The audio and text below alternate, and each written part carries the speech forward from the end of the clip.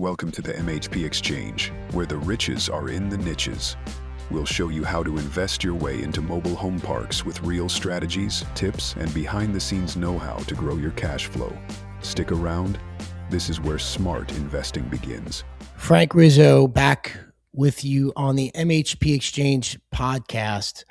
And we're going to talk about three things that will matter most when it comes to mobile home park investing in 2026.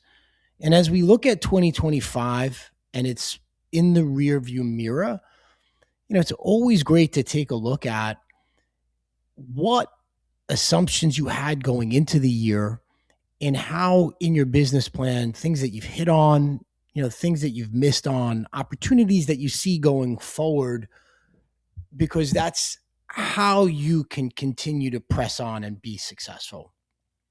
I will tell you this.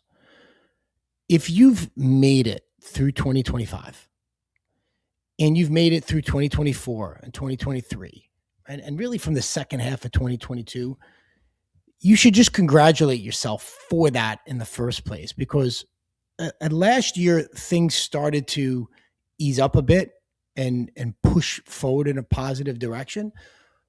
But you've probably survived some of the most challenging economic periods or cycles that we've seen since 2007 to 2011, 2012 period. I mean, that period notwithstanding, we have come out of a very, very challenging environment. And last year, I know there was optimism or cautious optimism kind of starting to creep in. But the reality is, rates stayed a little higher longer than expected. Expenses, while they've without a doubt moderated, they haven't come all the way down. I don't know if we will get back to the levels of where we were back in 2019 and 2020, but the expenses didn't come down all the way. But manufactured housing, it held its ground, and it was proved to be a very resilient asset class in terms of pricing. And, you didn't see a collapse in this sector, the space.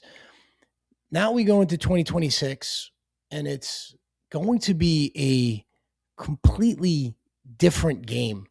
And the operators who win, they're not going to be necessarily the loudest, but there will be the people who are the cleanest, the most disciplined, and the hardest to attack. And we're going to unravel that today. And we're going to talk about the three things that I'm watching as we head into 2026, and where most investors are either underestimating or ignoring where things are going.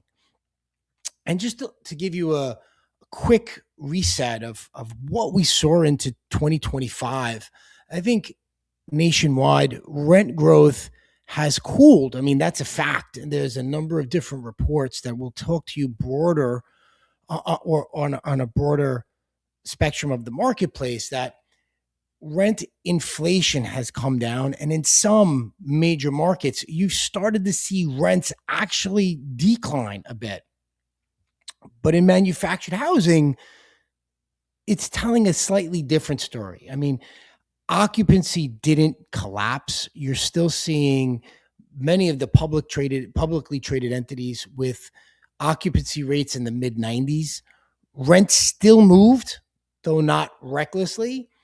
And in terms of deal volume, you're still seeing stabilized parks trade just under a 6 cap in many markets. So this asset class, quite frankly, performed exactly as it's supposed to when you're in choppy waters. And I don't want you to confuse stability with safety, right?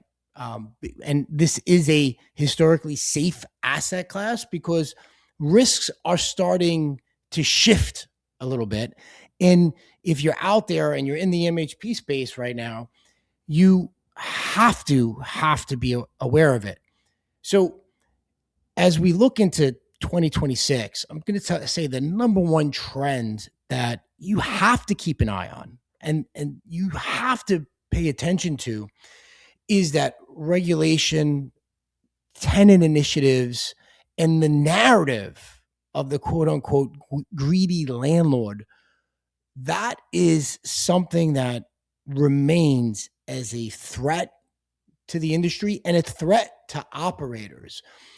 The language, you see, it's quite telling. And we're based in New York City. You could see this creeping socialism that's started to make its way here. We've actually just elected our first democratic socialist mayor inside of New York City, so that should be a very interesting experiment. But there's also a lot of other states and municipalities that are toying with or exploring or moving forward with rent control, rent caps, and restrictions that will impact operations when it comes to your community or your investment.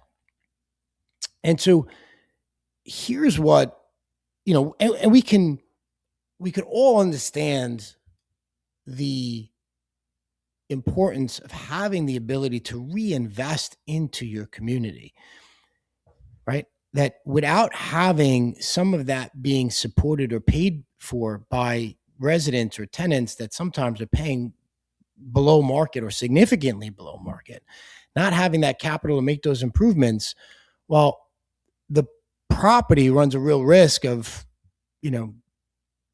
moving to a higher or better use. And the challenge that you find specific, and I think it's most prevalent into this asset class, is sometimes you'll find an operator or an owner of a property, or maybe who they're not typically a real estate operator, but they've gotten accustomed to the mobile home park of being an income stream. And they might be very comfortable leaving rents at 20 years or have been set at 10, 15, or 20 years ago, which is fine for them because they've owned the property or they've handed down the property and the property's been in family hands for 30, 40, 50 years. The challenge is when those property changes hands and all of a sudden there's a deferral of capital improvements that have to be made, whether it's infrastructure improvements of roads, which is visible, or removing trees or hazards in there, which is visible, but sometimes it's not visible. It's the underground infrastructure, the water lines, the sewer lines, that all costs money. And the way that gets recouped is being able to make that investment and then bringing those rents to market at some point. The challenge is the narrative is very easy to point of, hey, here's what's visibly happening. Rents are going from X, they're going to Y. It's a new owner, the greedy landlord. The story basically sells itself. You have to make sure that you're going in there strategically, not only with a business plan that works economically, but also works optically. Like there's a reason why those rent bumps are in place, right? It's not about what you do. It's also going to be about how defensible it is. And, we've gone through this to make sure that when we're business planning and we have, here's what our business plan, well, how is that going to be looked? How is that going to be perceived? And why are we doing it there? And I've had one operator who's, and I won't, but he's got a very strong point of what he's done. And he makes the case very plain to the residents that I want to keep this as a mobile home park, but I'm not able to keep it in a mobile home park at this price. So one of two things are going to happen. Either we're going to make the improvements, you're going to want to be here, we're going to add value to the land that you're in, so that's going to help value to your home, and you're going to pay a little bit of it each month towards that, or the park is going to be closed down and turned into something else that the city probably wants, luxury apartments or larger homes, tract development, and you're going to have to move the home anyway. So it's being able to not only make the numbers work from a spreadsheet, but also enable to sharing the narrative. And you're going to have to be able to share that narrative. And I would make a suggestion to anyone out there: make sure you're documenting what you're doing and why you're doing it. So if there's questions down the road, you have the answers ready to go, right? And you become harder to attack when you've done that pre-work. And we spend time, energy, and effort in making sure that these are the reasons why we're doing it. Here's where we can document it. And so this way, if there's a question, like the battle is always won before it even starts. If there's ever a question of why rents are being moved, the justification is right there. So make sure that as an investor, you're looking at how those optics play into your business plan. The second trend that I think it's super important to pay attention to, because this will continue into 2026. It started in 2025. We have started to see rent growth peaked in a lot of markets. So the days of just underwriting and saying, well, let's just push rents, I think those days are over. You're getting back nationally where rent growth is probably modifying to 2-3%. Some markets even less. You for the first time in multifamily, you have excess supply in certain markets. And while mobile home parks and manufactured housing is different, I always looked at, when we're setting our rents, we always look at a comparison to where Class C apartments are, right? That's sometimes where we're based. Our rents will be at maybe a discount to that. So if you're starting to see a softening in that market on our total all-in cost for our residents, whether it's through them purchasing the home inclusive of the lot rent, we always wanted to make sure there was a delta there in their favor.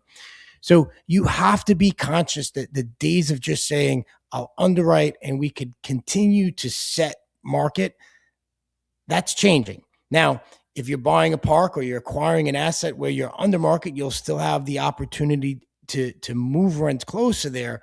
But here is where the operator's difference really takes into account. It's about efficiencies and how you're going to be able to drive those efficiencies down to the ground. So you're not losing services, but you're able to provide them at a more cost effective solution. So how do you do that in the manufactured housing space? One of the best ways that we've been able to drive those efficiencies is that, we look at how we can orientate inside a market. We always found that, if you're spotting, and so when you're in mobile home park investing, here's where it's a little different. You might find a park, you could find one park in Tennessee, and then you might find another one in North Carolina. Well, it's tough to drive efficiencies in that if you're not in a market that's centralized or a hub. So for us, one of the ways that we've looked at is that when we get into a market that we like, when we get into a market that we know has the stability that we like, has the growth that we like, and we have the ability to execute our business plan, we look to kind of blossom out of that market where we could drive down cost through scale. And that's one of the key things that we've looked at. So you could do it through there. It's by really taking a look at your data down on the ground and figuring out where you can tighten up your process along the way, how collections impact that, making sure that we're working with our residents, because listen, evictions cost money. Vacant units cost time, and time costs money. So how can we work through scenarios where we can keep our residents longer, keep them paying on time, and drive down cost through efficiencies in our assets, and by scaling in markets where we already have a team in place. So that's going to be very important going into next year. I think that will continue to be important. So that's a trend that bears watching. And number three, and I think the biggest trend that you'll see in the manufactured housing space going into 2026, I think deal flow is coming back and coming back with a real vengeance. Now, we've heard recently, and if you've been listening to this podcast, we talked about Brookfield making that $10 billion play for Yes Communities. Now, deal's not finalized yet, but it's showing you that right now, capital is still flowing into this asset class.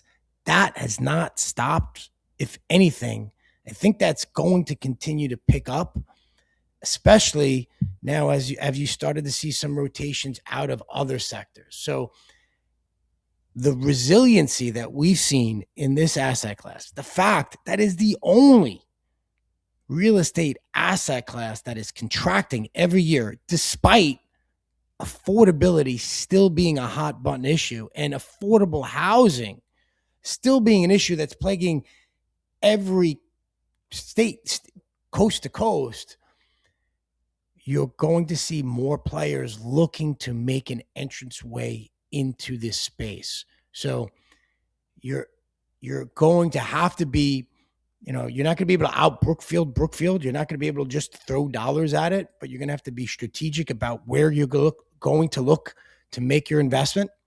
Your entry cap rates probably going to be a little bit lower than where things were 7, 8, 10 years ago. Yields are going to compress. Entry is going to get a little tighter.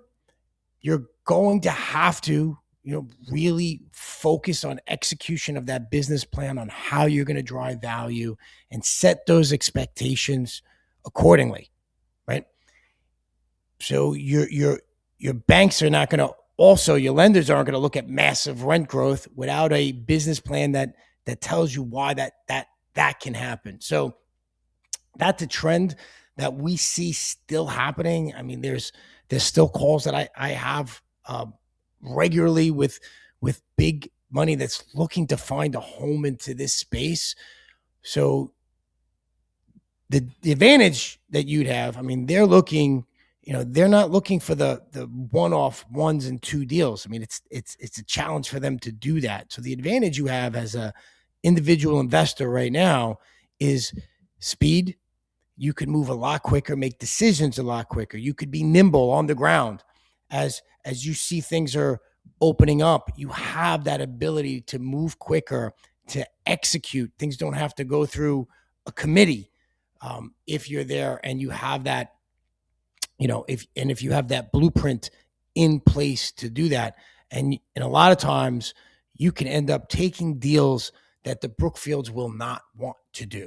They might not want to do a heavier infill project. They might not be willing to take on some of the capital improvements or delayed maintenance issues that you might be willing and able to do to create that value. And you need to be able to use that to your advantage going forward in 2026. So as I'm looking towards the new year, I think this is going to be a great time. A great opportunity set is going to open up for operators in this space. I think if you're playing chess, not checkers, you could do extremely well in the manufactured housing space. But it takes discipline. You need to be aware of the regulatory issues that are around and some of the headwinds, regardless of where you're going into, right? Whether it's and I've talked to people, I want to only be in red states, not blue states. That's fine. But understand that you still have to have a business plan that you've got to be able to look at and justify optically as well as financially. That's super important. Nothing will stop you faster than just going in with the wrong intention. So make sure you do your homework. Make sure that you're not buying into the hype, that you're buying into fundamentals. And if you look at what this asset class has to offer in 2026, I still believe it is the best risk adjusted play in real estate. But you have to treat it like a business. Don't treat it like a trade. And you have to be in there looking at this as how you're looking to build and develop out. I wish all of you listening, first of all, I want to thank everyone who's been part of this program over the last 2 years, 2.5 years since we've been doing it. Last year, one of the things that's really meant a lot to me as we track the data here, not just in our communities, we track the data of what's happening with these programs. We realize that, the people listening to this program are listening more than 87% of the other programs out there on Spotify. That means a lot. It means that you're listening. We hope that you're getting some great information, great value that you're taking into your business. That means a lot to me and to us because we want to share that and bring forth what it means to be not just a mobile home park operator, but having the right mindset to invest and to build wealth in this exciting real estate asset class. And I have one question for you if you're out there listening to this program. One question I'm going to ask all of you.